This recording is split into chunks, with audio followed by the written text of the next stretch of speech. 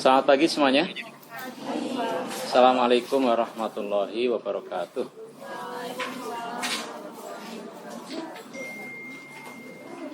Baik, pagi ini kita akan membahas topik perubahan agraria dengan tinjauan ekonomi politik.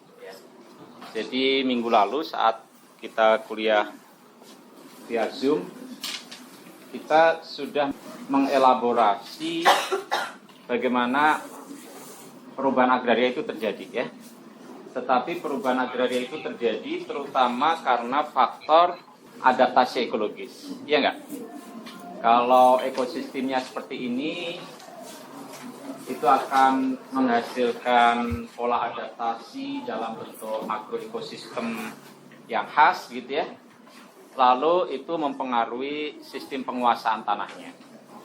Nah, sistem penguasaan tanahnya ini berbeda-beda. Ada yang sangat hierarkis ya, seperti di Jawa. Dan itu terjadi karena faktor-faktor terkait dengan pola adaptasi ekologis itu ditandai oleh penduduknya yang padat, kemudian tingkat kesuburan tanahnya yang tinggi gitu ya. Tetapi itu berbeda dengan sistem tenurial di beberapa tempat di luar Jawa. Jadi kita sudah melihat bagaimana variasi struktur agraria itu, dan itu berubah-ubah mulai dari tahap berburu meramu, lalu tahap agraris awal ya, dan sampai kemudian agraris lanjut. Nah, hari ini kita akan membahas perubahan agraria tetapi dari tinjauan yang berbeda ya. Bukan dari tinjauan pola adaptasi ekologisnya, tetapi dari tinjauan yang kita sebut sebagai ekonomi politik ya. Jadi nanti ini kuliahnya agak abstrak, agak teoritis, jadi tolong diperhatikan dengan cermat ya, karena berbeda dengan kuliah yang lalu, banyak sekali ilustrasi, maka kuliah pagi ini lebih teoritis ya, baru ilustrasinya minggu depan ya. Nah, tinjauan ekonomi politik ini tentu tidak lepas dari 3 unsur yang sangat menentukan di dalam formasi agraria ya, dalam pembentukan suatu struktur agraria. Apa 3 hal itu? Pertama adalah land, tanah ya. Kalau nggak ada tanah kita nggak bisa bicara kajian agraria ya. Lalu tanah itu sendiri pasti tidak ada manfaatnya kalau tidak diproduksi ya. Kalau tanah yang di ujung hutan sana ya kita tidak bisa bicara mengenai perubahan agraria ya, karena tidak diusahakan, tidak diproduksi. Nah, siapa yang memproduksi itu tentu ada orangnya ya. Jadi unsur yang kedua setelah land adalah labor ya, tenaga kerja. Nah, skala mengusahakan tenaga kerja itu tergantung kemudian pada modalnya ya, capital ya. Jadi land, labor, and capital. Itu 3 hal yang akan selalu muncul ketika kita bicara mengenai formasi agraria. Pembentukan suatu struktur agraria itu akan dipengaruhi bagaimana tanahnya dikuasai oleh siapa gitu ya. Lalu labornya, tenaga kerjanya, apakah dia petani mandiri kah atau petani yang di bawah sistem feodal, di bawah dirinya raja gitu ya. Lalu modalnya dari mana ya? Siapa yang menguasai modal? Nah, inilah yang akan kita bahas pada pagi hari ini ya. Di ilustrasi itu kira-kira tergambar ya, tanah, lalu ada unsur orang, lalu mungkin juga di situ ada yang pemilik modal ya. Orang yang di paling atas itu yang merokok itu, yang duduk di kursi, yang punya kursi yang mewah itu ya, kira-kira itu adalah pemilik modalnya, saya begitu. Jadi land, labor, and capital. Ada 4 pembahasan ini ya yang akan kita bicarakan pada pagi ini. Pertama adalah ekonomi politik agraria ya. Ini konsep-konsep kuncinya nanti tolong diperhatikan, dan kalau tidak paham langsung saja tanya ya. Karena ini konsepnya memang cukup abstrak. Lalu konsep-konsep itu akan kita lihat untuk melihat bagaimana perubahan agraria itu terjadi dari waktu ke waktu. Pertama, kita akan melihat bagaimana sih formasi agraria, ada pembentukan struktur agraria pada masa prakapitalis sebelum adanya sistem kapitalisme. Itu bisa berarti tahap yang masih sangat subsisten ya, seperti berduri meramutu, atau feodal ya, itu prakapitalis. Lalu terjadi transisi sehingga kemudian terjadilah formasi agraria kapitalis ya. Nah, kira-kira bedanya apa tuh? Konfigurasi land, labor, and capital pada masa prakapitalis dengan masa kapitalis ya. Nanti kita akan diskusikan. Lalu terakhir ada satu babakan sejarah yang sangat mengubah dunia, yaitu kolonialisme ya. Jadi bagaimana negara-negara di Eropa ya itu kemudian menguasai, menduduki wilayah di bagian dunia yang lain dan kemudian membentuk satu sistem produksi yang sama sekali berbeda dari asalnya ya. Dan itu karena adanya sejarah kolonial. Nah, apakah kemudian kolonialisme ini menghasilkan satu bentuk khusus penetrasi kapitalisme atau bagaimana ya? Nah, jadi kita akan berkelana ya dari sisi perjalanan waktu mulai dari masa pra-kapitalis sampai masa penjajahan. Nah, tentu ilustrasinya minggu depan kita akan membahas lebih rinci bagaimana perjalanan ini terjadi di Indonesia ya. Jadi kita untuk pagi ini lebih bersifat konseptual dulu. Baik, kita akan awali dengan memahami apa itu agrarian political economy, ekonomi politik agraria. Kalau kita bicara political economy, ekonomi politik ya, kalau dalam bahasa Indonesia, maka sebetulnya kita mengkaji relasi sosial dan sekaligus dinamika. Dinamika itu artinya ada perubahan ya, ada proses, ada perubahan. Dari apa? Dari produksi dan reproduksi.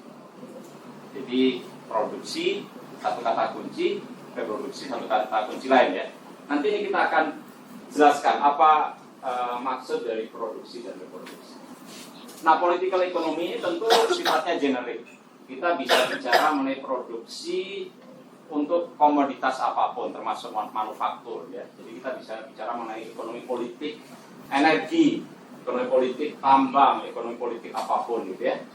Tetapi tentu untuk mata kuliah kita akan fokus kepada agrarian political economy ya. Ekonomi politik yang menyangkut masalah agraria. Jadi tentu di situ kita akan membahas relasi sosial dan dinamika dari produksi dan reproduksi.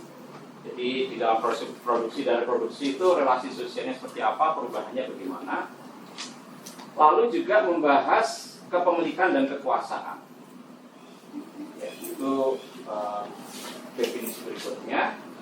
Lalu hal-hal itu kita bahas dalam berbagai momen formasi agraria. Jadi mulai dari formasi agraria prakapitalis, kapitalis, ya, kolonialisme, atau formasi agraria di era sekarang, tetapi pada tempat yang beda-beda. Ya. Formasi agraria di Jawa, dataran tinggi Jawa Barat, pasti berbeda dengan formasi agraria di Cirebon, ya, di Jawa Barat, di Pantai Utara. Ya.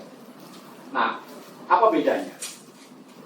Relasi sosial produksi dan reproduksinya bagaimana ya? Itu ingin kita. Jadi dalam berbagai formasi agraria dan proses perubahan, baik dulu maupun sekarang. Nah, di awal kuliah kita sudah menampilkan 4 pertanyaan kunci ini ya. Jadi kalau 4 pertanyaan kunci ini diajukan, itu sebetulnya kesemuanya menggambarkan proses produksi dan reproduksi itu sebenarnya. Jadi yang pertama adalah who owns what? Siapa memiliki apa? Who has access to what? Ya. Jadi what-nya itu bisa tanah, ya, bisa kalau di masyarakat nelayan berarti ya perahunya, begitu ya. Nah, jadi kalau kita mengajukan pertanyaan who owns what, itu sebetulnya kita bicara mengenai relasi sosial ya dari kepemilikan ya. Kepemilikan atau penguasaan atas tanah dan sarana-sarana produksi lain ya. Kalau nelayan tentu perahu ya. Atau alat produksi lain traktor ya. Ternak untuk membajak dulu sebelum ada traktor gitu ya. Lalu who does what? Siapa melakukan apa ya? Jadi ketika tanah tadi kemudian dibawa di dalam proses produksi, karena kalau tanah menganggur kan kita kemudian selesai pembicaraan. Ya. Tetapi kita kemudian bisa berbicara mengenai perubahan agraria ketika tanah ini tadi kemudian dibawa ke dalam proses produksi. Nah, di dalam proses produksi ini tentu ada pembagian kerja secara sosial. Ya, siapa mengerjakan apa? Who does what? Siapa melakukan apa? Nah, tentu ketika seorang melakukan itu di dalam konteks produksi, tentu ada dong yang mesti didapat ya. Dari hasil panennya itu siapa mendapatkan apa sesuai dengan yang dia kerjakan gitu kan ya. Atau sesuai dengan apa yang dia miliki. Maka tergantung dia memiliki apa, tergantung dia mengerjakan apa, maka dia akan memperoleh sesuatu. Who gets what? Dengan bagian yang berbeda-beda ya. Nah, ini kemudian kita bicara mengenai pendapatan ya. Pendapatan atau hasil ya dari proses produksi. Hasil itu bisa bentuknya natura ya. Jadi kalau bagi hasil kan berarti si petani penggarap dapat bagian dari hasil panennya. Itu berarti yang dia dapat dalam bentuk natura. Atau dalam bentuk uang ya. Kalau dia mengerjakan di dalam pembagian kerja itu sebagai buruh ya, maka dia dapat upah gitu. Atau keduanya ya. Dia sebagai petani penggarap tetapi dia juga menjadi buruh tani di tempat lain misalnya ya. Nah, kemudian pertanyaan yang paling penting, what do they do with it? Apa yang mereka lakukan dengan hasil yang diperoleh itu ya. Digunakan untuk apa hasil yang mereka dapatkan itu? Apakah hasil itu pas-pasan saja sehingga hanya cukup untuk konsumsi? Atau hasil itu berlebih, ada surplus, sehingga bisa ditabung atau bahkan diinvestasikan. Ya. Ataukah untuk keduanya, sebagian dikonsumsi, sebagian juga untuk diinvestasi. Ya. Jadi kalau tuan tanah, misalnya dia dapat hasil dari situ, dia tinggal di kota, lalu punya tanah di desa dia bagi hasil dengan petani di desa. Orang yang di kota ini kan dapat pendapatan dan pasti tidak dikonsumsi oleh dia kan. Karena dia mungkin beli berasnya di kota gitu ya. Kemudian keuntungannya itu hanya untuk diinvestasikan ya. Tetapi bagi petani yang menggarap sendiri tanahnya, jadi petani pemilik penggarap ya, dalam kategori yang sudah kita bahas dulu, maka pasti sebagian dia konsumsi, kalau ada sisa dia investasikan ya.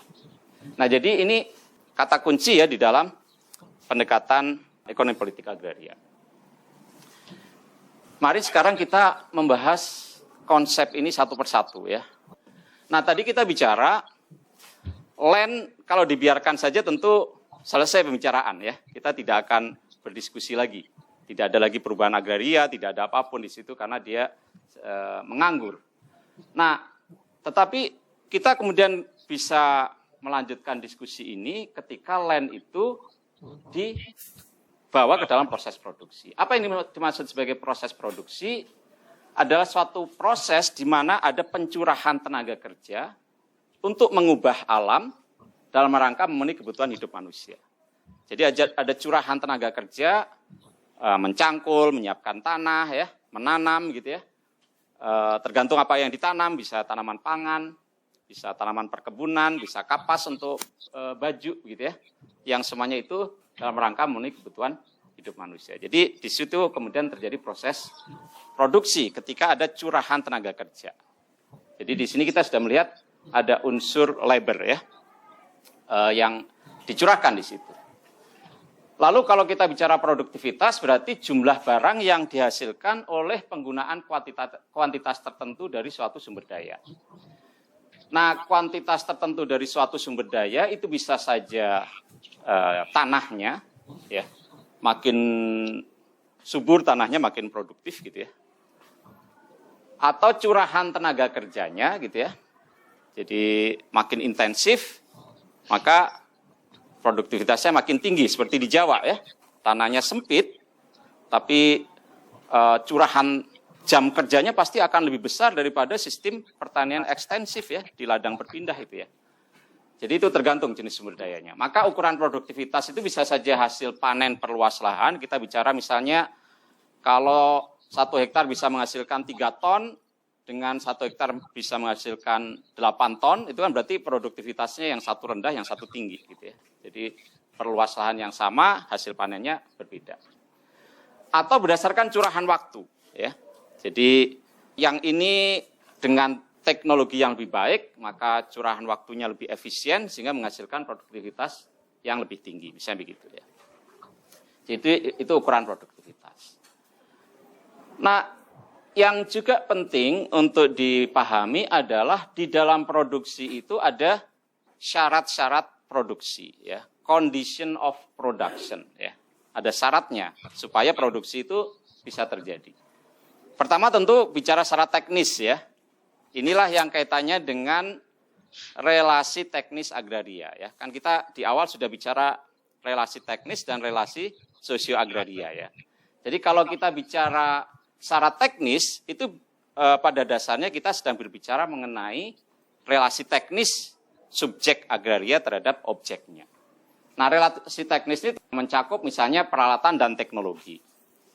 Kalau Anda berproduksi di sawah, pasti peralatan dan teknologinya akan berbeda kalau Anda bekerja di ladang misalnya gitu ya.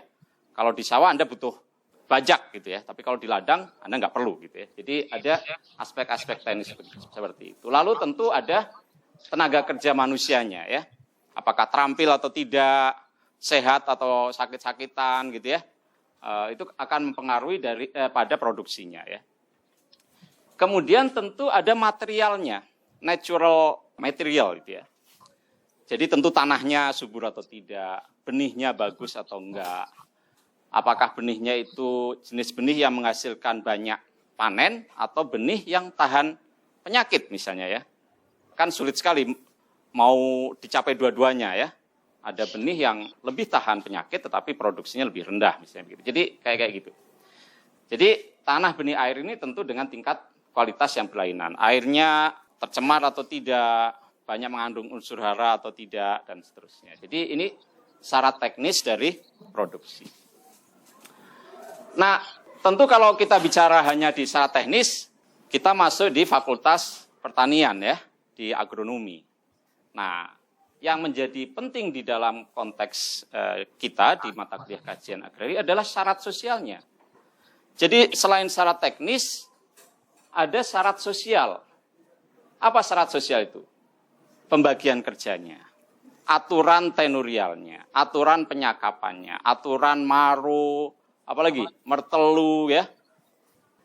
Kalau syarat-syarat itu nggak ada, orang bisa konflik terus kan, karena tidak ada norma, tidak ada aturan yang mengatur itu.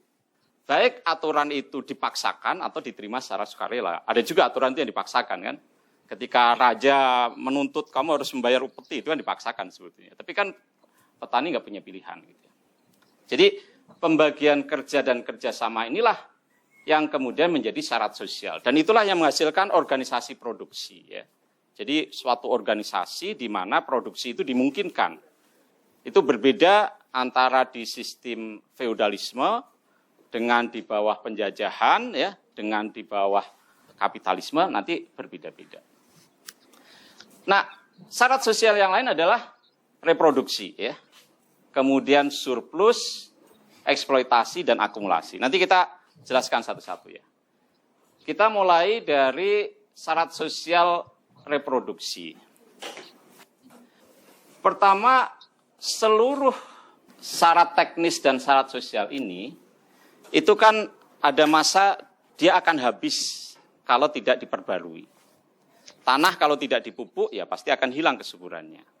Cangkulnya bisa saja rusak, harus diganti.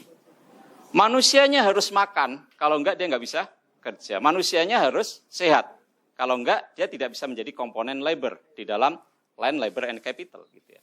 Modalnya juga harus diadakan lagi. Gitu ya. Lalu hubungan sosial yang membentuk organisasi produksi itu juga harus direproduksi lagi. Ya, harus diciptakan lagi sehingga dia tetap berlangsung dan diterima oleh semua pihak. Jadi seluruh syarat-syarat produksi ini harus direproduksi. Baik menyangkut tadi itu ya, tanahnya harus dipupuk. Alatnya kalau rusak harus diganti atau diperbaiki. Bibitnya ya harus diperbanyak ya, nanti dia nggak bisa nanam lagi gitu ya. Kemudian hewan ternaknya harus dikasih makan dan segala macam. Semuanya ini kira-kira butuh ongkos nggak? Butuh kan ya? Nah ini penting ya, semuanya ini butuh ongkos. Jadi nanti kita akan bicara dari mana ongkos itu diperoleh. Supaya produksi untuk musim berikutnya bisa terus berjalan, ya kan? Kan kita nggak bisa produksi hanya bicara pada satu musim ya. Kita bicara mengenai produksi yang berkelanjutan pada musim berikutnya. Jadi kalau sarana-sarana produksi ini harus direproduksi lagi, dari mana biayanya? Lalu produsen saat ini dan penerusnya juga harus direproduksi.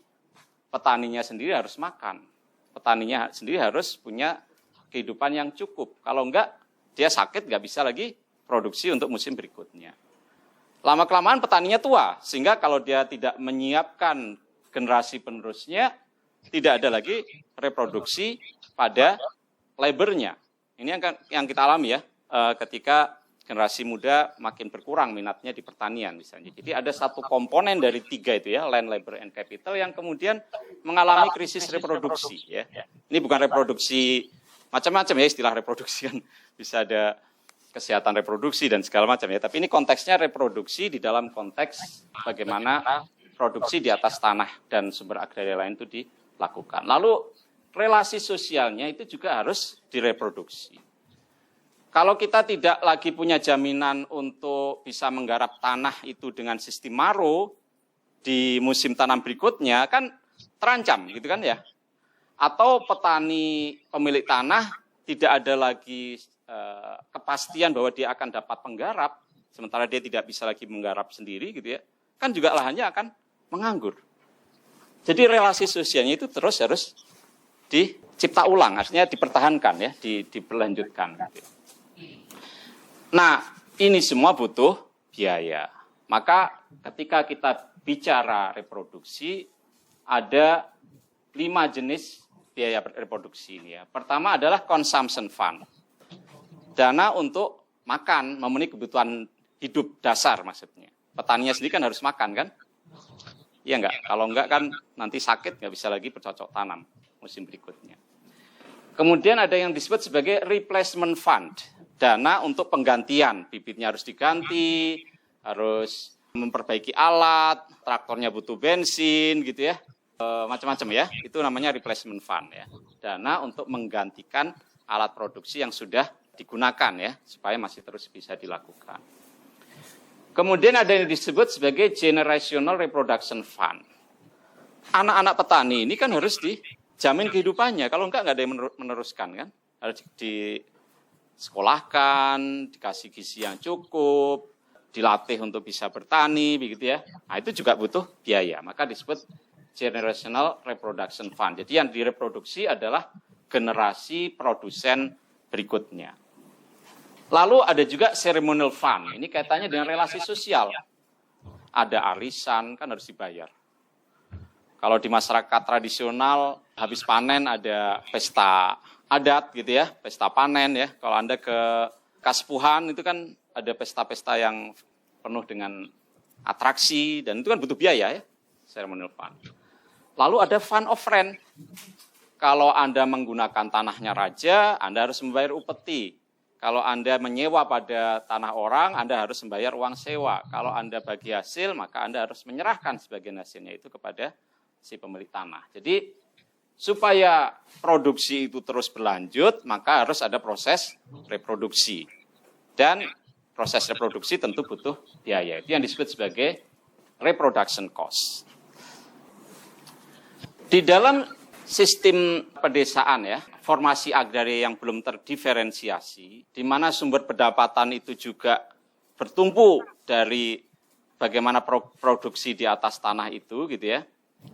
Maka gimana caranya supaya seluruh reproduction fund tadi bisa dipenuhi? Iya enggak? Kan kita harus berproduksi, tetapi untuk berproduksi ada biaya-biaya reproduksi. Dari mana biaya reproduksi itu dipenuhi? Tentu dari hasil pertanian itu sendiri.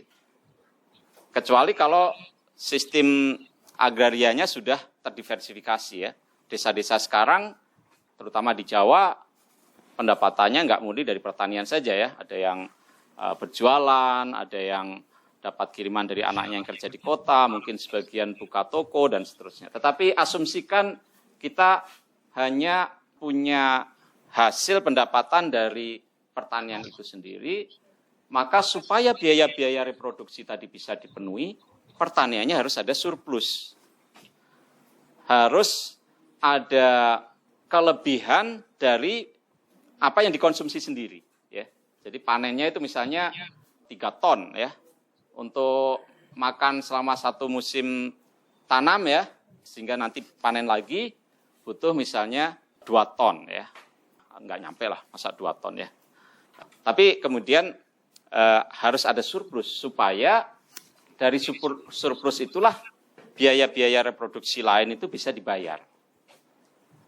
Pertanyaannya kalau enggak surplus gimana? Iya kan? Padahal untuk reproduksi itu ada cost of reproduction ya. Kalau Anda nggak bayar arisan, wah nanti dimusuhi. Anda nggak bisa lagi menggarap tanah Bapak itu. Kalau Bapak itu punya pesta, Anda nggak membantu, itu kan biaya reproduksi ya, reproduksi sosial. Jadi Anda nggak boleh lagi menggarap tanahnya begitu ya.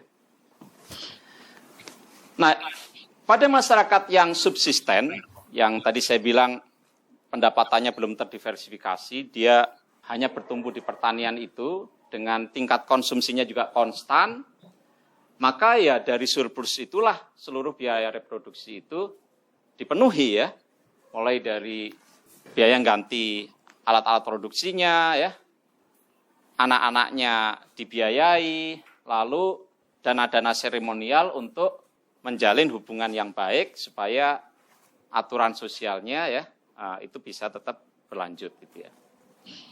Jadi harus ada surplus. Pertanyaannya kalau tidak ada surplus bagaimana? Nah ini nanti akan kita bahas ya. Nah ternyata juga apa yang dihasilkan oleh produsen dalam hal ini kemudian ada surplus yang tercipta di situ, itu ada yang kemudian juga bisa mengklaim ya sebagian dari surplus yang dihasilkan oleh produsen. Itulah yang disebut sebagai eksploitasi ya. Jadi ini istilah eksploitasi kita konotasinya sudah negatif ya. Tetapi ini istilah deskriptif ya, istilah untuk mendeskripsikan. Jadi terlepas dari baik dan buruk gitu ya.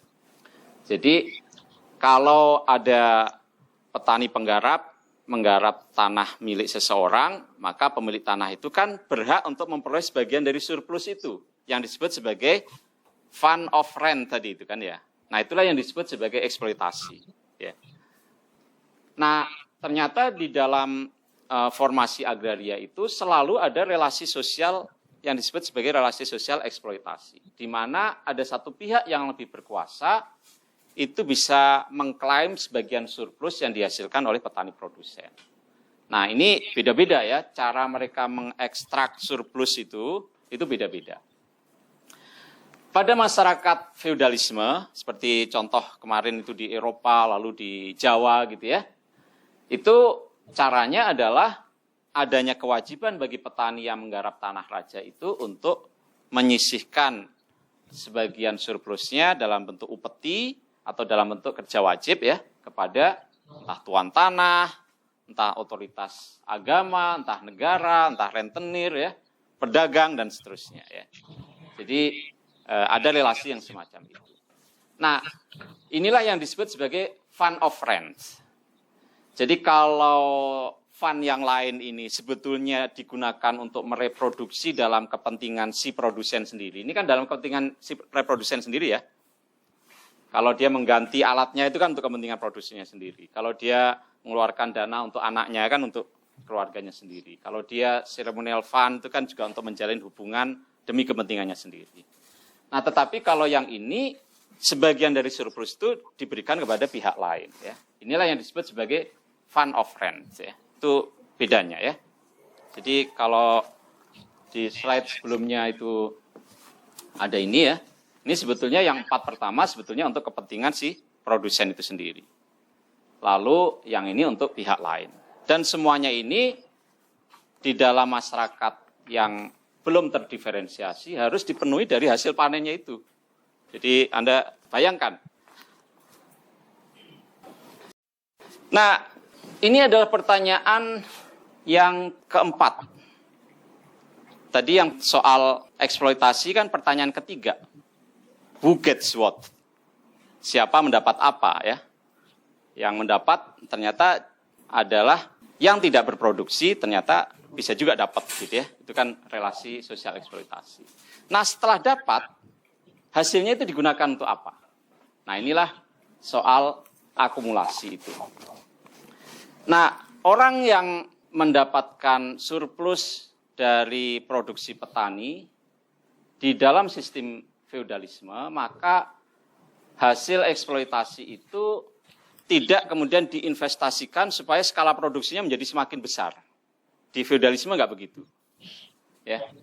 Maka di dalam feudalisme sebetulnya apa yang diperoleh oleh raja, oleh bangsawan ya dari sebagian surplus petani itu tidak kemudian digunakan untuk memperbesar skala produksinya menjadi lebih luas.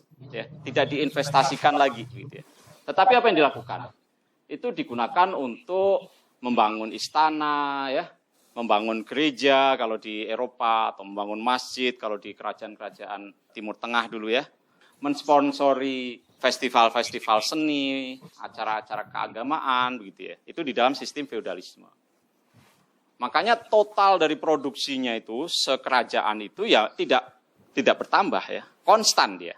Karena apa? Karena surplus yang diekstrak tadi itu tidak diinvestasikan untuk memperbesar skala produksi secara keseluruhan. Jadi kalau kita hitung-hitung GDP, kalau sekarang kan istilahnya GDP ya. GDP-nya itu konstan sebetulnya. Karena ya habis lagi untuk acara-acara seperti itu ya, untuk gaya hidup bangsawannya untuk itu. Maka tidak terjadi proses yang disebut sebagai akumulasi. Nah, akumulasi ini baru terjadi di bawah sistem kapitalisme. Jadi kalau di kerajaan-kerajaan dulu belum ada kapitalisme ya, kerajaan yang feodal ya. Kan kemudian kerajaan juga berkembang ya.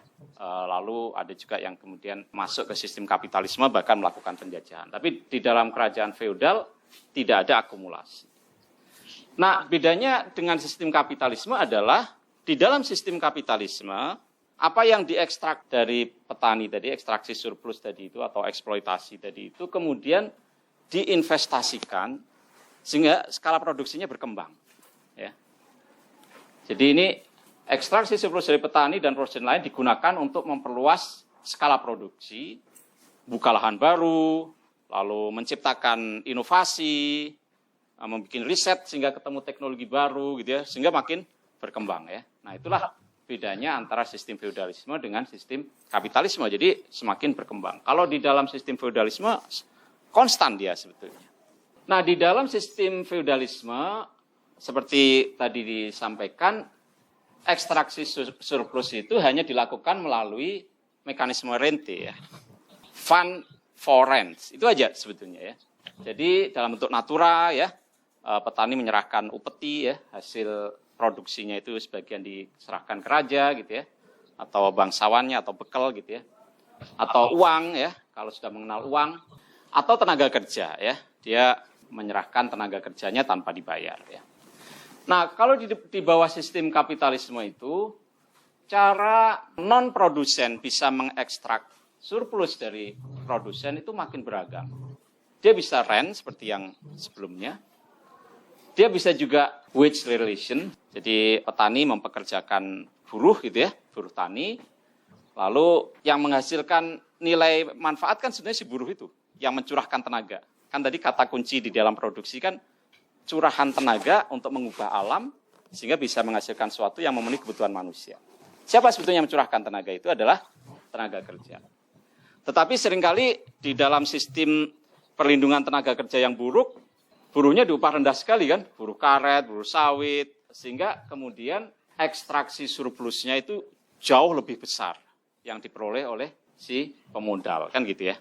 Buruh manufaktur ya di pabrik-pabrik gitu ya. Kalau sistem jaminan tenaga kerjanya lemah gitu ya, undang-undangnya nggak beres gitu ya, maka itu yang terjadi.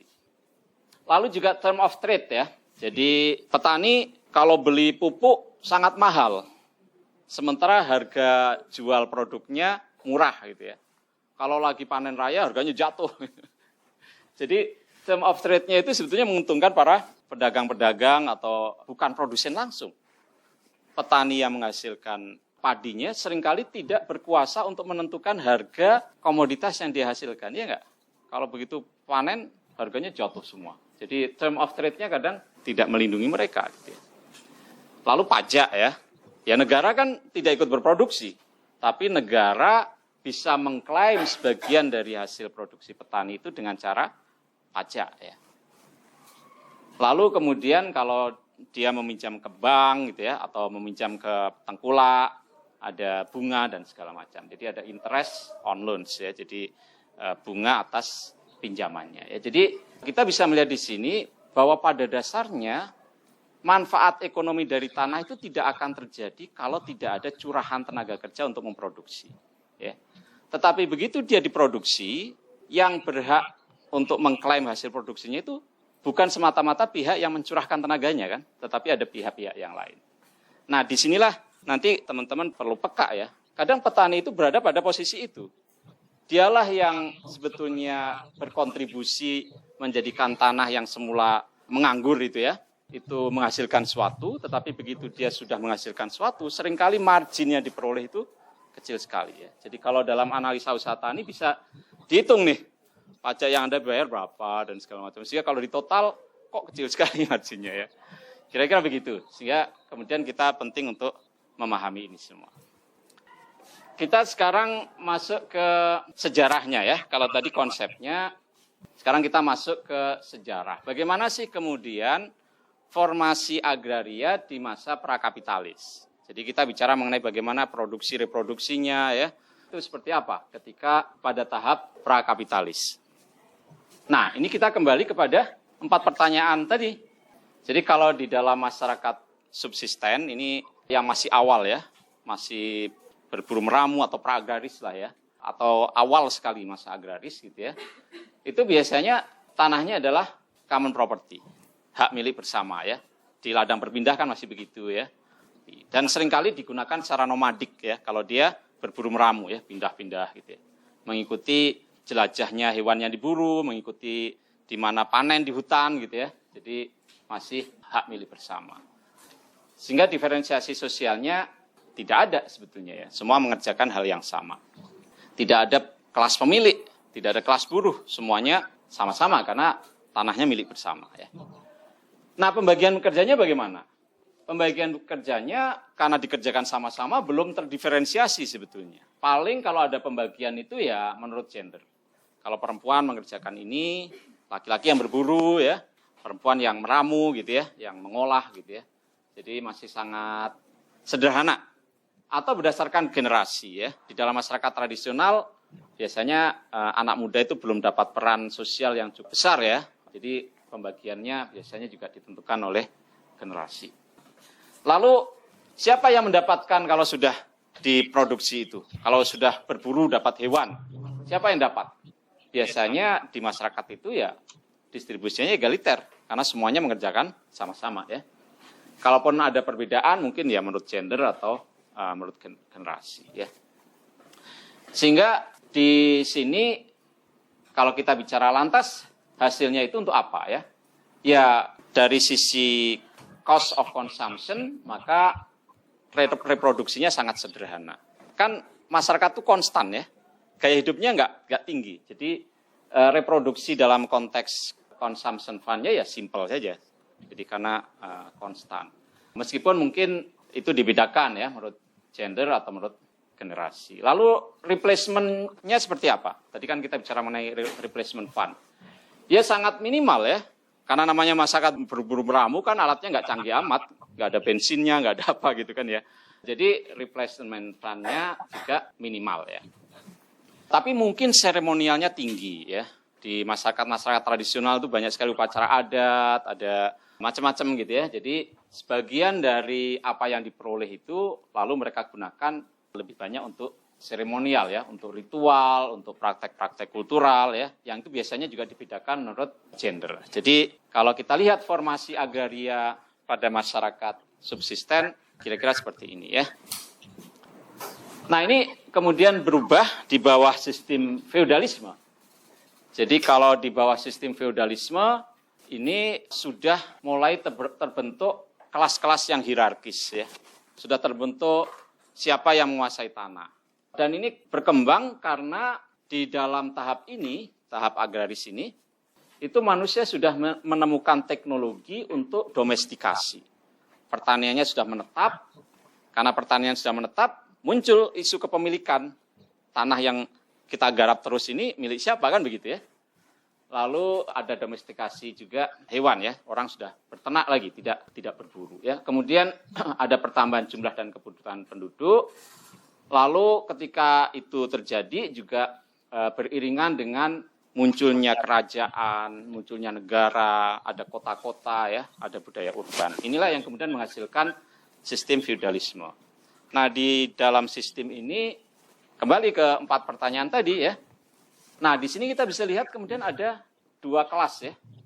Petani atau kelas pekerja, buruh ya. Karena sebenarnya dia nggak punya tanah di dalam sistem feudalisme ya. Atau penguasa ya. Penguasa di sini bisa termasuk tentara ya, pengumpul pajak, pedagang ya, pendeta ya. Di gereja di Eropa gereja-gereja punya tanah luas ya. Nah, di sini akan kita lihat perbedaan ya, menyangkut 4 pertanyaan ini antara petani dengan bangsawannya ya. Jadi kalau di pertanyaan pertama, siapa memiliki apa? Kira-kira yang dimiliki petani apa? Dia nggak punya tanah. Yang dia punya ya kemampuan dia bekerja. Ya. Nah, kalau di sini dia bisa memiliki tanah dan bisa mengapropriasi tenaga kerjanya petani. Bisa meminta hak kerja dari petani itu untuk mengerjakan berbagai hal. Dia juga bisa mengklaim rent, pajak, kalau pedagang profit misalnya term of trade tadi ya. Lalu siapa mengerjakan apa? Ya kalau petani ya dia bekerja. Ya, dia bekerja di atas tanahnya bangsawan ya. Kalau di Jawa sikep bekerja di tanahnya bekel ya. Tanahnya patuh yang dikoordinasikan oleh bekel ya. Nah, kalau si bangsawan apa yang dikerjakan? Ya mengeksploitasi surplusnya ya. Lalu rule memerintah ya. Jadi dia mengatur supaya aman, tidak ada ancaman, berikan perlindungan kepada petani supaya hidupannya tidak terganggu begitu ya. Bikin aturan gitu ya. Jadi exploit and rule ya. Kemudian petani dapat apa? Ya dapat hasil yang secukupnya ya, sekedar untuk simple reproduction. Ya, sekedar untuk dia reproduksi dirinya, keluarganya itu bertahan lagi untuk musim berikutnya. Enggak sampai kemudian meningkat kesejahteraannya enggak, ya. Ya petaninya ya konstan aja di masa itu. Nah, tapi kalau si bangsawan dia dapat apa? Dia mendapatkan surplus ya dalam bentuk fund of rent ya yang tadi sudah kita diskusikan. Nah, sehingga dari apa yang dia dapat itu lalu digunakan untuk apa? Maka si petani ya sangat minimal ya, simple reproduction-nya. Jadi ya dia sekedar hidup lagi, keluarganya nggak kelaparan gitu ya. Tapi pasti dia tidak akan bisa meningkat kesejahteraannya. Kalau di sini kemudian terjadi reproduksi kesejahteraan dan kekuasaan yang makin berkembang ya. Seperti itu. Lalu replacement fund-nya apa? Ya alat-alat untuk kerja ya. Jadi alat-alat untuk kerjanya si petani kan punya cangkul, punya sabit ya itu seperti itu. Nah, kalau di sini surplusnya digunakan apa? Untuk membiayai militer, mengerahkan pasukan. Jadi replacementnya untuk itu. Lalu kemudian seremonialnya ya ini yang berlaku di komunitas itu ya. Biasanya terkait dengan daur hidup, anak lahir, kayak gitu ya. Kalau yang di sini seremonialnya ya supaya kerajaan itu tampil seperti kerajaan yang besar ya dia harus bikin benteng ya. Kemudian istana, candi ya. Candi Borobudur, candi Prambanan itu kan semuanya dibiayai dari petani ini sebetulnya. Ya kan? yang surplusnya diambil oleh bangsawan, tenaganya diambil untuk membangun hal-hal semacam ini. Ya, ini yang terjadi di sistem feudalisme ya. Nah, gambaran ini penting supaya Anda bisa melihat ya, bagaimana sih kedudukan petani dari masa ke masa itu ya. Dia bisa pernah di bawah raja, pernah di bawah nanti di bawah penjajahan gitu ya. Lalu sekarang ke kapitalisme ya. Jadi ini formasi agraria kapitalis. Jadi Anda udah lihat sudah modern kan ya. Ada mobil, tapi juga sebagian masih membajak dengan kerbau gitu ya. Di belakang sekali juga Anda bisa lihat sudah perkotaan ya, industri dan seterusnya. Jadi kira-kira bagaimana nih kedudukan petani di bawah sistem kapitalisme itu ya. Ternyata perubahan dari prakapitalis menjadi kapitalis itu transisinya berbeda-beda di berbagai negara ya. Jadi ada berapa tipe ya transisi agraria itu terjadi dari tahap prakapitalis menuju kapitalis ya. Nah, salah satu yang banyak dijadikan contoh misalnya dalam tulisan Karl Marx itu adalah transisi agraria yang terjadi di Inggris ya. Nah, transisi agraria yang terjadi di Inggris ini lahir karena feudalismenya mengalami krisis ketika revolusi industri muncul di situ ya. Nah, kita tahu revolusi industri itu berkembang di Inggris dan kemudian itu membutuhkan banyak hal yang baru sehingga feudalisme tidak bisa lagi mengikuti itu ya, karena feudalisme kan dibangun di dalam pola pikir yang lama, raja menguasai tanah, raja menguasai rakyatnya, rakyat harus bekerja di atas tanah raja, menyerahkan sebagian panennya, tenaganya kepada raja. Ketika revolusi industri nggak bisa lagi dipertahankan, sehingga kemudian feudalisme mengalami krisis ya, dan tumbuhlah kelas-kelas agraria baru. Kalau dulu kelasnya kan hanya bangsawan, raja, bangsawan, lalu ada ksatria gitu ya, baru kepada petani, kan dulu begitu kelasnya ya. Tetapi ketika terjadi revolusi industri tidak bisa lagi begitu ya. Apa yang terjadi di sana adalah apa yang disebut sebagai proses enclosure. Kalau Anda buka kamus bahasa Inggris, enclosure itu artinya pemagaran ya, pemagaran. Apa maksudnya pemagaran itu? Ini proses yang terjadi di Inggris ketika lahan-lahan yang dulu dimanfaatkan oleh petani gitu ya, sebagai hak garap yang diperoleh dari raja, kemudian dikapling ya, dipagari ya, dikapling dan dijadikan sebagai lahan penggembalaan domba oleh bangsawan yang kemudian beralih menjadi kelas pemilik tanah kapitalis. Jadi para bangsawan ini yang dulunya memberikan hak garap kepada rakyatnya, kemudian merasa, oh nggak bisa lagi nih, saya mau pakai sendiri. Dia pagarin, enclosure itu, lalu dijadikan sebagai ladang pengembalaan domba. Ya. Sehingga dia muncul sebagai kelas pemilik tanah kapitalis. Ya. Lalu petaninya kemana kira-kira? Orang itu tercerabut dari tanahnya, terusir, dan mereka harus lari ke kota, menjadi tenaga kerja murah di pabrik-pabrik yang bermunculan karena ada revolusi industri. Maka di perkotaan itu banyak sekali kawasan-kawasan kumuh ya. Kawasan-kawasan kumuh. Adiknya detektif yang terkenal itu siapa sih namanya? Sherlock Holmes. Adiknya siapa? Itu kan dia cerita mengenai revolusi industri. Buruh-buruh yang semula petani itu, termasuk perempuan-perempuannya, dieksploitasi di pabrik, dikasih racun apa itu ya, sehingga banyak yang meninggal itu ya. Nah itu cerita itu. Dan bagaimana gerakan emansipasi perempuan muncul di situ. Jadi itu yang disebut sebagai proses enclosure. Itulah terjadinya transisi agraria dari prakapitalis menjadi kapitalis. Dan prosesnya sangat, dalam istilah Karl Marx ya, sangat brutal. Ya, sangat penuh kekerasan. Tanahnya diambil, lalu mereka dibuat tidak punya pilihan lain kecuali pergi ke kota untuk bekerja sebagai buruh-buruh yang diupah sangat murah di pabrik-pabrik yang banyak bermunculan ketika Inggris menciptakan teknologi baru ya, teknologi dari uap itu ya, muncul revolusi industri. Jadi kemudian muncul kelas pemilik tanah ya, pemilik tanah kapitalis. Jadi pemilik tanah yang dia mengusahakan tanahnya bukan untuk membangun benteng, membiayai pasukan, membuat festival keagamaan, bukan. Tetapi sekarang untuk akumulasi. Maka dia disebut sebagai kelas pemilik tanah kapitalis. Karena di dalam sistem kapitalisme, surplus yang diperoleh itu adalah dalam konteks untuk akumulasi. Ya. Maka lahirlah kelas pemilik tanah kapitalis. Kemudian ada juga kelas kapitalis agraria. Jadi muncul kelompok-kelompok pengusaha begitu ya, yang mendapatkan keuntungan dari sektor pertanian di pedesaan ya.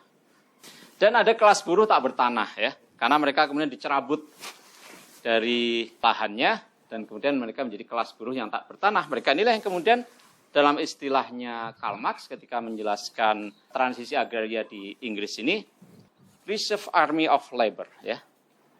Tentara cadangan buruh. Dia pakai analogi dari tentara cadangan di militer ya. Tapi ini tentara cadangan tapi yang nantinya akan menjadi buruh ya. Jadi petani itu dicerabut dari tanahnya supaya dia menjadi kelas buruh tak bertanah supaya bisa menjadi cadangan untuk di sektor industri di kota. Nah itu, sehingga kemudian terjadilah kapitalisme agraria. Kira-kira ini terjadi nggak di Indonesia? Bisa juga ya. Petani, masyarakat adat, tahu-tahu lokasinya dijadikan taman nasional, suruh keluar dari situ, direlokasi atau dijadikan HTI atau HGU. Dia menjadi kelas tak bertanah ya. Dan akhirnya dia bisa menjadi buruh murah untuk perkebunan itu gitu ya, atau pergi ke kota gitu ya. Nah, ada juga jalur lain yang ditulis oleh Lenin ya. Ini yang terjadi di Prusia dan di US ya. Nah, Lenin bilang pergeseran formasi agraria dari prakapitalis menuju kapitalis itu modelnya nggak semuanya seperti di Inggris loh. Ada juga model yang lain ya. Nah di Prusia itu tidak terjadi 3 kelas agraria ya. Tetapi yang terjadi adalah kelas tanah feodal itu sendiri yang kemudian menjadi penghasil komoditi kapitalis ya. Jadi kalau di Inggris itu terjadi 3 kelas tadi, yang di Prusia tidak. Karena bangsawannya itu sendiri yang kemudian menjadi kapitalis. Ini nanti mirip dengan yang terjadi di Kesultanan dan Kasunanan di Jawa ya. Jadi raja-raja yang menguasai tanah, yang dulu digarap oleh rakyatnya itu, sekarang raja-raja itu sendiri yang kemudian menjadi pengusaha tebu ya pada masa kolonial dulu. Makanya dulu raja-raja itu punya pabrik tebu ya, pabrik gula gitu ya, punya kebun tebu ya. Jadi bukan feudalismenya yang kemudian hancur seperti di Inggris ya, kan di Inggris kan mengalami krisis sosial ekonomi ya, karena ada revolusi industri. Tetapi kalau di sini enggak. Bangsawannya itu sendiri kemudian bermetamorfosis dari kelas bangsawan menjadi kelas pengusaha itu sendiri. Lalu ada juga yang jalur di US. Kalau dari jalur di US, itu kapitalisme lahir dari petani kecil itu sendiri. Siapa petani kecil itu? Ya orang-orang Eropa. Orang-orang Eropa yang difasilitasi oleh penjajah untuk ngambil tanah semaunya di Amerika ya, di benua Amerika Utara dengan merampas tanahnya orang Indian ya. Lalu petani-petani yang dapat jatah ini kemudian ada yang berhasil, ada yang gagal. Yang gagal kemudian mungkin jadi buruh, yang berhasil mungkin tanahnya menjadi luas gitu ya. Sehingga terbentuklah proses diferensiasi sehingga kapitalisme lahir dari proses yang di bawah. Ya, jadi kalau di US seperti itu. Jadi saya pernah lihat film tapi juga lupa judulnya. Jadi orang-orang Eropa, karena di Eropa mereka terjepit selain jadi buruh industri ya di kota-kota besar itu, sebagian kemudian pergi ke benua lain. Pergi ke Amerika, ke Australia, karena sudah ada penjajahan ya. Lalu di Amerika cara pembagian tanahnya kan pemerintah mungkin ada 10 orang yang pengen dapat tanah atau ya enggak puluhan gitu ya. Lalu dikasih bendera. Dia suruh lari sekencang-kencangnya dan sejauh-jauhnya untuk menancapkan bendera itu. Lalu berapa jauh itulah tanahnya. Jadi itu, kalau dia sehat ya bisa, itu memang begitu, difilmkan itu. Nah, dari yang dapat itu lalu ada yang berhasil, ada yang gagal, terjadi diferensiasi ya. Lalu dari situlah terbentuk kelas kapitalis agraria ya. Jadi prosesnya dari bawah. Meskipun kalau kita melihatnya dari sudut orang Indian yang kehilangan tanahnya ya yang terjadi adalah enclosure ya. Orang Indianya kan kemudian diperangi dan sebagian mengalami genosida dan tinggal sedikit yang tersisa. Nah, Byers ya bilang kalian ini Marx dan Lenin, ini kalian ini bias Eropa. Kalau di Asia Timur nggak gitu loh transisi agrarianya. Kalau di Asia Timur ini yang terjadi gitu ya. Jadi di sana itu terjadi loncatan ya. Misalnya di Jepang. Jepang ketika mengalami restorasi Meiji gitu ya, dia langsung loncat ke kapitalisme agraria misalnya begitu ya. Jadi itu di situ peran negaranya sangat penting. Jadi peran negaranya justru yang mendorong terjadinya itu tanpa harus melewati tahap-tahap seperti yang di Eropa kan di situ. Kalau di sini enggak, di Asia Timur itu ya. Jepang itu ya industrinya itu langsung dilakukan oleh negara ya. Maka kita melihat bagaimana kemudian negara Jepang ya maju sebagai negara industri tanpa melalui tahapan-tahapan transisi seperti yang terjadi di Barat. Ya. Nah, jadi itulah yang kemudian menyebabkan transisi agraria sehingga kemudian moda produksinya, formasi agraria di masa kapitalis ini seperti ini. Jadi terbentuklah dua kelas ya, kelas pekerja, lalu ada kelas pemilik modal. Jadi land, labor, capital ya. Jadi di era kapitalisme inilah capital itu menjadi kekuatan sendiri ya. Kalau dulu kan enggak. Kalau dulu kan bangsawan di sini. Nah, kalau labor mereka memiliki apa? Tentu ya tadi sama ya seperti di masa feudal, dia punya kapasitas untuk bekerja. Tetapi ada bedanya. Bedanya adalah di masa feudalisme kerjanya itu berdasarkan kewajiban tradisional ya. Jadi buruh itu tidak bebas atas tenaga kerjanya sendiri.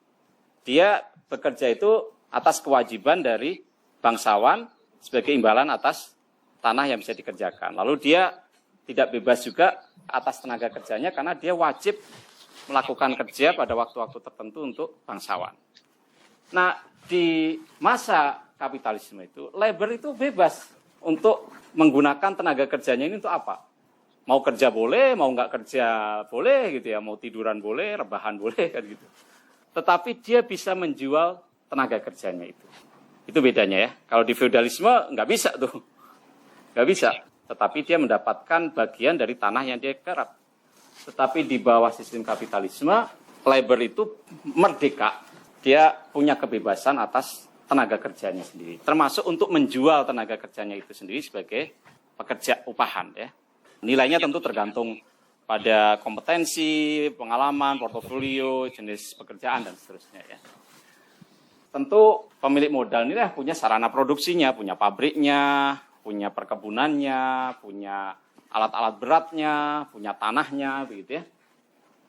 Nah, kemudian tentu saja si labor ini bekerja ya, termasuk mungkin di situ ada pembagian kerja berbasis gender. Sementara si pemilik modal mengeksploitasi, dalam arti mengambil bagian dari surplus yang dihasilkan oleh petani ya. Lalu pemilik modal yang mengorganisasi dan memanage proses produksinya ya. Dia menetapkan SOP, cara tanahnya begini, tahapan kerjanya begini gitu ya. Targetnya harus sekian, nanti dibikin grading ya, ini grade A, ini grade B, ini KW, ini apa gitu. Lalu tentu buruh akan mendapatkan upah ya, supaya dia bisa mempertahankan means of subsistence-nya, ya sarana untuk dia bisa tetap hidup gitu ya. Sementara si capital mendapatkan surplus dari nilai lebih yang dihasilkan oleh buruh. Jadi nilai lebih yang tanahnya semula nggak ada, lalu ada nilai lebih. Nilai lebihnya sebetulnya ngambil si pemilik modal. Buruh garmen, ya, dari kain menjadi baju yang harganya mungkin bisa jutaan begitu ya, maka nilai lebih itu sebetulnya adalah yang ngambil adalah si pemilik modal.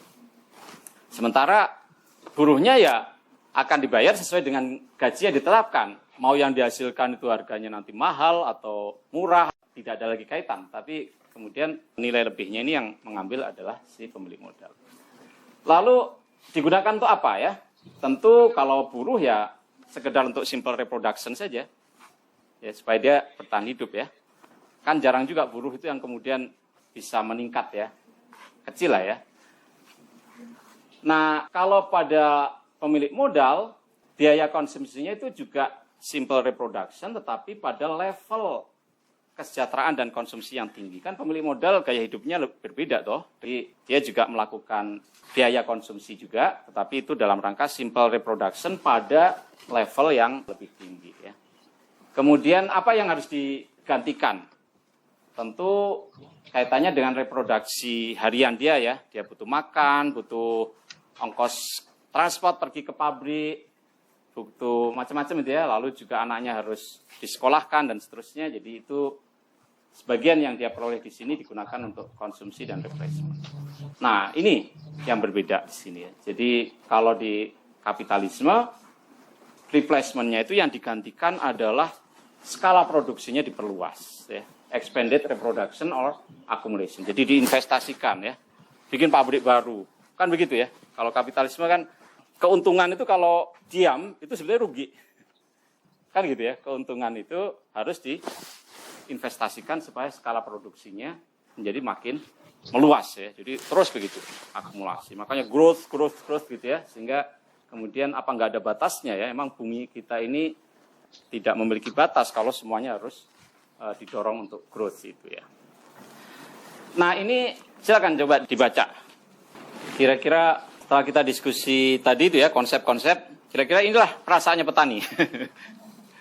Kita kembali kepada land, labor, and capital ya. Jadi yang memberi keuntungan pada tuan tanah itu adalah tenaga kerja, labor, bukan tanahnya, bukan landnya ya. Without labor maka tanah tidak menghasilkan apa-apa ya. Nah, sehingga ketika hasil dari tanah yang terjadi karena labor itu tidak cukup dinikmati oleh pekerjanya, ya inilah perasaan petani. Saya loh yang menjadikan tanah itu punya hasil. Kok saya nggak dapat bagian yang selayaknya untuk, ya bukan sekedar subsisten lah, paling nggak hidup saya layak gitu kan, kira-kira begitu ini ya. Jadi ini, nah apakah ini terjadi juga di Indonesia? Kira-kira terjadi nggak? Ini kan di Kolombia ya. Kira-kira di Indonesia terjadi nggak? Terjadi ya, saya kira ya. Nah, ini cerita buruh tani ya. Ini cerita buruh tani. Kalau petaninya gimana? Petaninya. Nah, ini cerita petaninya. Artinya petani itu yang punya tanah ya. Baik yang tanahnya luas maupun yang tanahnya sempit ya. Nah, di dalam sistem kapitalisme ada yang disebut sebagai komodifikasi. Komodifikasi itu artinya apa? Artinya unsur-unsur produksi dan reproduksi sosial itu hanya bisa diperoleh dari pertukaran pasar. Kalau di dalam masyarakat subsisten tadi, biaya-biaya reproduksinya kan diperoleh dari apa yang dihasilkan sendiri kan? Ya enggak? Panennya itu sebagian digunakan untuk ceremonial fund, sebagian untuk replacement fund gitu ya. Tetapi petani sekarang supaya dia bisa memenuhi consumption ya, kebutuhan konsumsi, kira-kira dia perlu beli beras nggak? Perlu kan? Nggak ada sekarang petani yang nggak juga beli beras di pasar. Untuk makan apa cuman beras? Lauk pauknya, ya dia harus melalui pasar juga. Dengan term of trade yang tidak menguntungkan dia ya. Makanya dulu itu kalau zaman dulu ada perhitungan yang disebut sebagai nilai tukar petani, NTP. Jadi antara apa yang dihasilkan dengan kemudian apa yang harus dia beli, itu kira-kira gimana sih gitu ya, nilai tukarnya itu.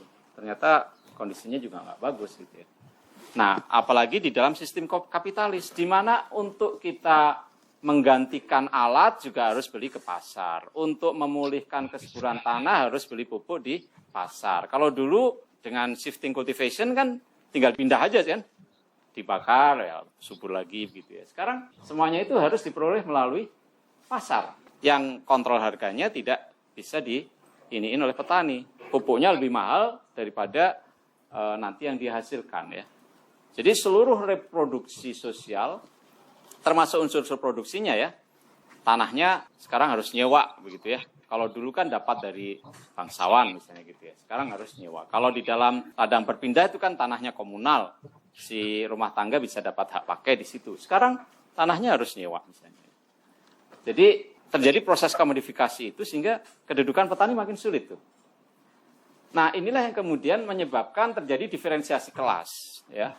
Siapa yang kemudian bisa hidup secara layak di dalam sistem yang kayak begitu ya. Nah, itu tentu kalau penguasaan tanahnya sangat kecil agak susah tuh ya. Bisa ini beli pupuknya. Sekarang untuk ngolah tanah nggak lagi pakai cangkul, harus nyewa traktor gitu ya.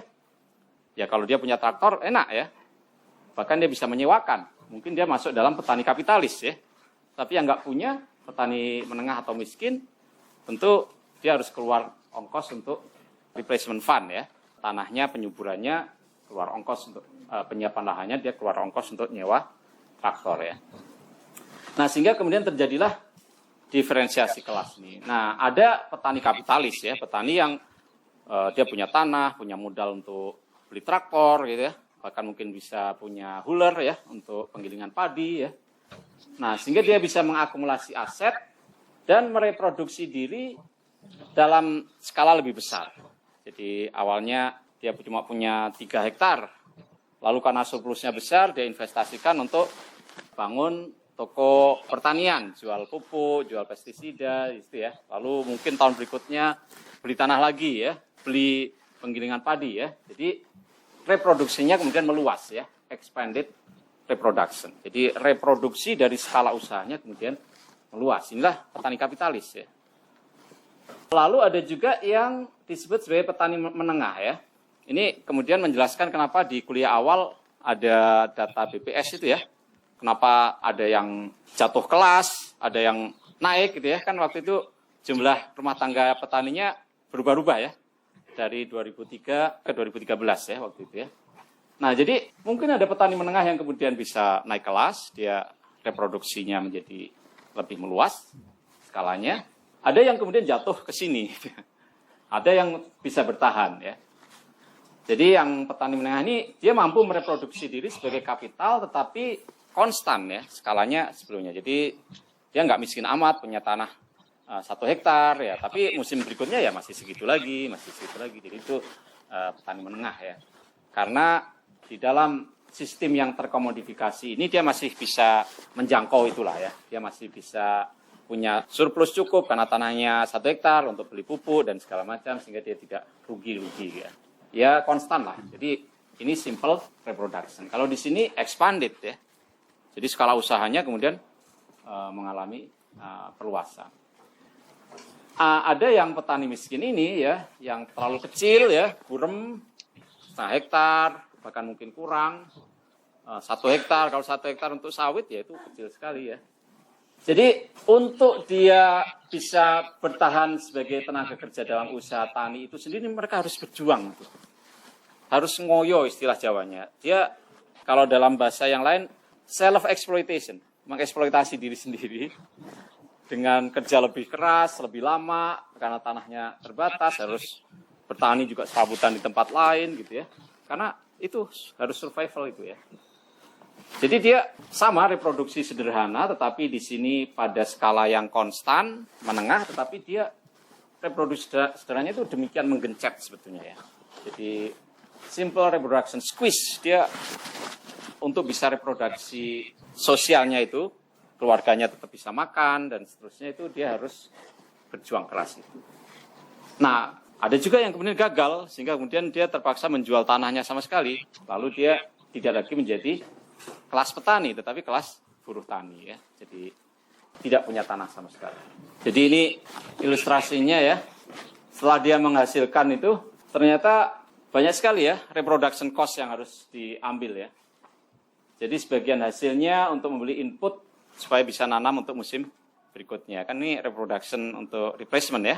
Bibitnya harus digunakan itu. Sudah kepotong. Lalu sebagiannya untuk membeli bahan-bahan yang kita tidak bisa bikin sendiri. Pupuknya nggak lagi bikin pupuk kandang, tapi harus beli urea, macam-macam gitu ya. Udah berkurang lagi. Lalu mungkin punya hutang ya. Ada bunganya juga gitu ya. Jadi bunganya harus dibayar. Lalu hutangnya itu sendiri, pokok hutangnya harus dibayar. Jadi apa yang tersisa kira-kira gitu ya. Pertanyaan si petani itu. What will we eat ya? Lalu lantas apa yang akan kita makan kalau semuanya sudah keambil gitu ya. Nah, inilah kemudian tantangan bagi petani itu sekarang untuk semakin inovatif ya dengan kondisi yang seperti itu ya. Sebagian bisa, sebagian enggak. Nah, kondisi-kondisi apa yang memungkinkan orang bisa ya gitu ya. Ada petani yang cuma dari lahan pekarangannya dia sangat inovatif, belajar dari YouTube dan segala macam sehingga dengan kondisi begini dia masih petani menengah. Ada begitu. Waktu zaman Covid kemarin banyak anak-anak muda yang mengusahakan tanaman hias yang justru survive, inovatif ya. Karena pada masa itu orang suruh di rumah aja, hanya banyak merawat bunga, lalu booming kan, ada janda bolong lah atau apa gitu ya waktu itu kan. Jadi kayak gitu itu kan anak muda yang cekatan untuk bikin branding lalu macam-macam gitu ya. Jadi di dalam konteks komodifikasi ini ada petani-petani yang kemudian bisa bersiasat, bisa berinovasi sehingga mereka tetap bisa eksis ya. Tetapi ada juga yang kemudian tidak bisa ya. Baik, kita masuk ke kolonialisme ya. Nah, salah satu transisi menuju kapitalisme itu, terutama yang di negara-negara yang sekarang istilahnya dunia ketiga itu ya, itu terjadi karena kolonialisme ya. Jadi pada awalnya mereka mungkin feudalisme ya, ada kerajaan-kerajaan, tapi kemudian ketika masuk kolonialisme, maka terjadilah satu bentuk kapitalisme ya. Ini contoh misalnya di Jawa. Tapi kalau di kerajaan Aceh, mereka sudah terlibat di dalam kapitalisme merkantilis ya, tanpa dijajah dulu. Jadi kerajaan di Aceh dulu kan nggak dijajah dulu. Minggu depan kita akan jelaskan ya, ternyata variasi dari kapitalisme masuk ke negara-negara dunia ketiga itu juga berbeda-beda. Tapi salah satu bentuknya adalah melalui proses penjajahan ya, kolonialisme. Nah, kenapa kolonialisme ini terjadi? Karena di negara-negara Eropa itu ada yang disebut sebagai Doctrine of Discovery in the Name of Christ. Jadi siapa yang menemukan wilayah baru, maka dia yang berhak atas wilayah itu dalam rangka mengkristenkan penduduk yang ada di situ, mengambil tanahnya, dan menjalankan sistem produksi baru ya. Nah ini kata Karl Marx, penemuan emas dan perak di Amerika, pengucilan, perbudakan, dan pembantaian masyarakat pribumi di pertambangan, penaklukan dan perampasan India, dan perubahan Afrika menjadi cagar untuk perburuan komersial dari kaum kulit hitam. Ini penting ya. Perburuan komersial dari kaum kulit hitam itu maksudnya apa? Jadi tenaga atau budak. Budak, persis. Jadi ini diculik ya, lalu dibawa ke perkebunan-perkebunan itu. Makanya seperti jajahan Belanda kan di Suriname ya. Di Suriname itu ada orang Afrikanya, ada orang Indianya, ada orang Jawanya gitu ya yang dibawa ke sana sehingga masyarakat di sana itu sangat multiras ya. Nah, semua inilah yang menandai kelahiran era produksi kapitalis. Jadi kapitalismenya lahir karena ada proses kolonialisme ya. Sebelumnya nggak terjadi seperti itu. Sebelumnya mungkin mereka masyarakat subsisten, mungkin juga feodal gitu ya. Tapi ketika ada kolonialisme lalu muncullah kapitalisme ya. Nah, apa proyek kolonialisme? Tentu seluruh daerah koloni itu digunakan sebagai landasan untuk menghasilkan surplus, di mana surplus itu untuk membiayai seluruh aspek kehidupan para penguasa penjajah ya, dan menghasilkan keuntungan ya dari situ ya. Ada kemudian akumulasi di situ. Lalu mereka membuat perkebunan-perkebunan industrial ya, tebu, kopi, ya, teh ya. Di Jawa Barat nih daerah-daerah yang dulu bekas industrial plantation kolonial itu ya. Dulu ada tanam paksa. Kalau Anda pernah membaca novel Max Havelaar ya, itu bagaimana perkebunan kopi. Macam-macam ya.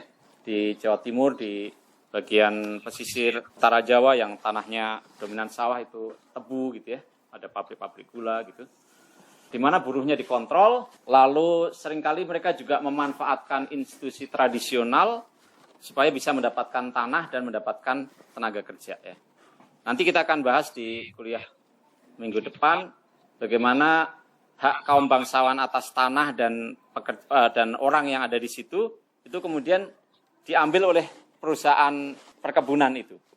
Jadi sekarang perusahaan perkebunan bekerjasama dengan bangsawan itu sehingga perusahaan perkebunan ini bisa mengakses tanahnya bangsawan itu dan sekaligus mengakses tenaga kerja orang-orang yang menggarap tanah di situ.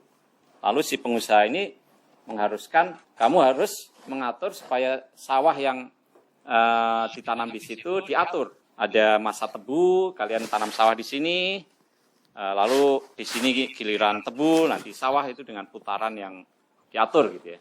Jadi pengusahanya tanpa mengeluarkan biaya apapun bisa mendapatkan tanah dan sekaligus tenaga kerja.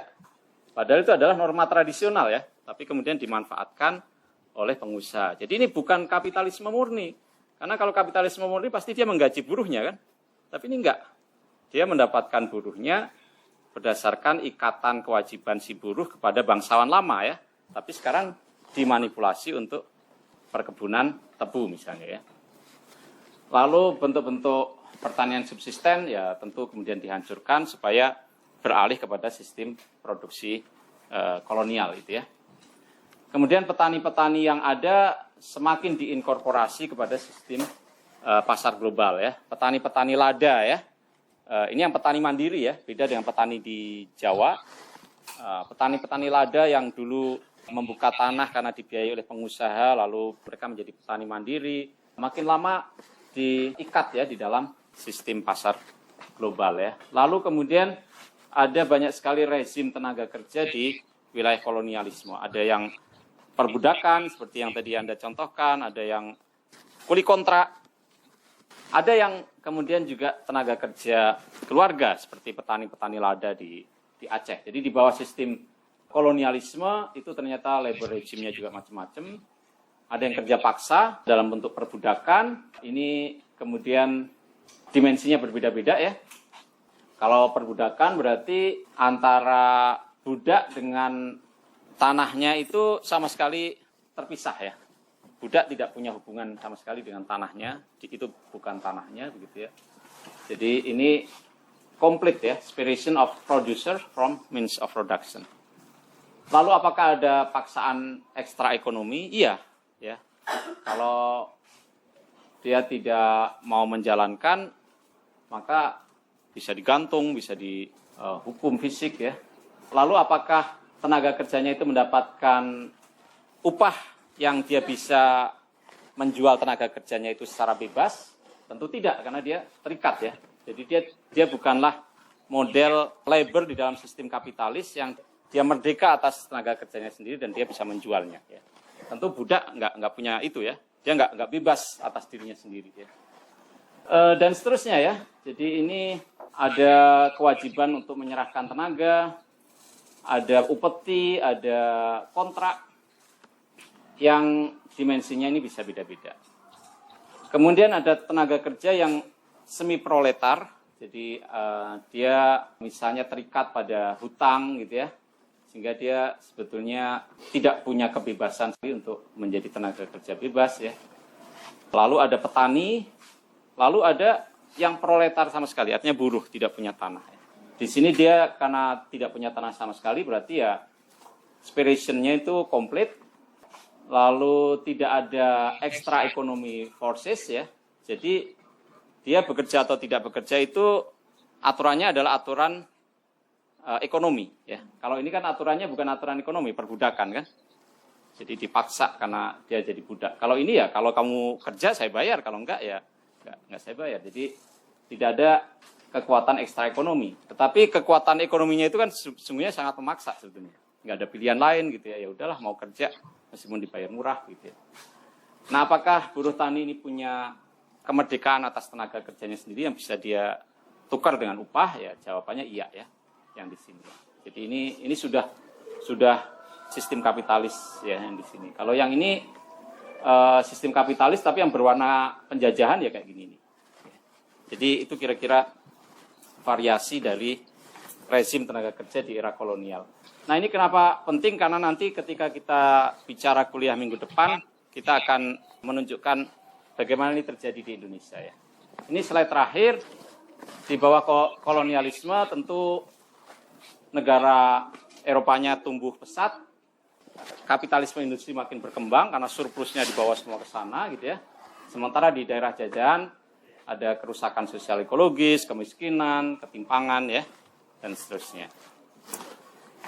Oke, terima kasih atas perhatiannya. Semoga bermanfaat meskipun agak abstrak ya. Nanti coba di praktikum kita bisa diskusikan ya lebih jelas.